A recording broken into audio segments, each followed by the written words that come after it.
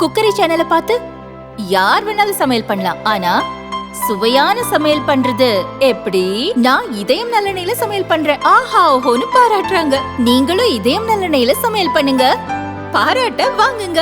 தினம் தோறும் வாங்குவே இதயம் இதயம். பாரத் மாதா கி, பாரத் மாதா கி, பாரத் மாதா கி. ஜெய் ஸ்ரீராம், ஜெய் ஸ்ரீராம், ஜெய் ஸ்ரீராம். வெற்றிவேல், வெற்றிவேல். மதுரை விநாயக சதுர்த்தி விசர்ஜன ஊர்வலத்தை தலைமையேற்று நடத்தி கொண்டிருக்கின்ற இந்து முன்னணியினுடைய பேருரைக்கத்தினுடைய மாநில தலைவர் மரியாதைக்குரிய திரு காடேஸ்வர சி சுப்பிரமணியம்ஜி அவர்களை, இந்த நிகழ்ச்சியில முன்னிலை ஏற்று இருக்கின்ற இந்து முன்னணியினுடைய மாநில செயலாளர்கள் சகோதரர் திரு சேவுகன் அவர்களை, திரு முத்துக்குமார் அவர்களை, இந்த நிகழ்ச்சியில் எனக்கு முன்னால் இங்கு உரையாற்றி இருக்கின்ற பாரதிய ஜனதா கட்சியினுடைய மாநில பொதுச் செயலாளர் பேராசிரியர் திரு சீனிவாசன் அவர்களை, மதுரை மாநகர மாவட்டத்தினுடைய தலைவர் சகோதரர் மாரி சக்கரவர்த்தி அவர்களை,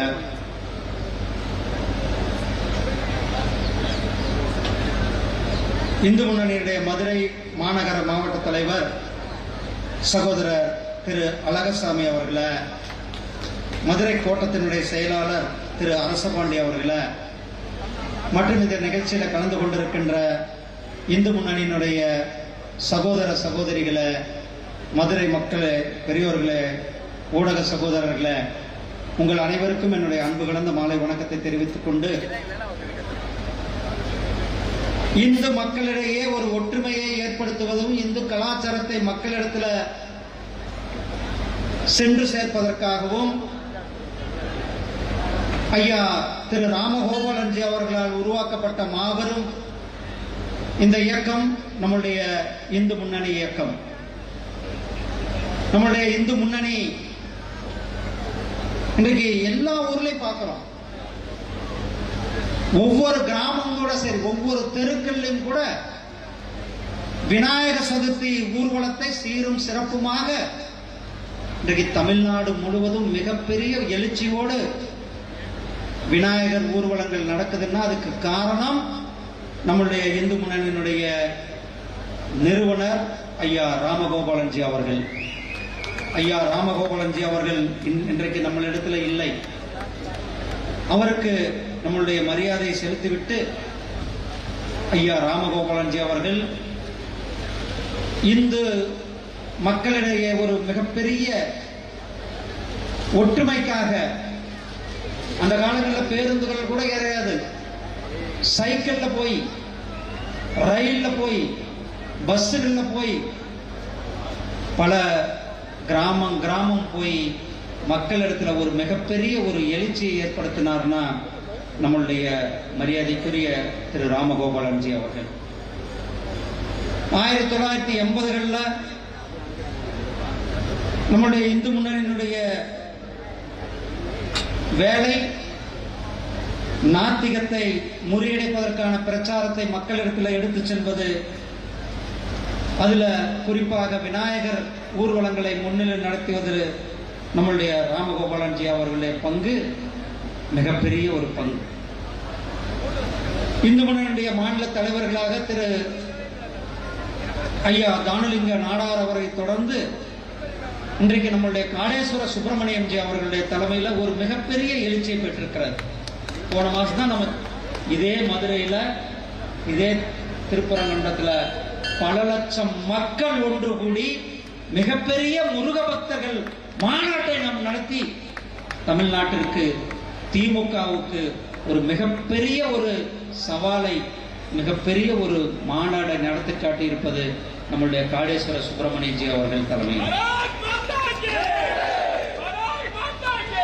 இந்து முன்னணி தென்காசி மாவட்டத்தில் 1982 கட்டாய மத மாற்றம் நடந்து கொண்டிருந்த நேரத்தில் இந்து முன்னணி மிக ஒவ்வொரு இடத்துக்கும் போய் ஒவ்வொருவருக்கும் பேசி இந்த கட்டாய மத மாற்றத்தை தடுத்து நிறுத்தியது இந்து முன்னணியினுடைய மிகப்பெரிய ஒரு பங்கு சகோதரர்களே. அதே போல வேலூர்ல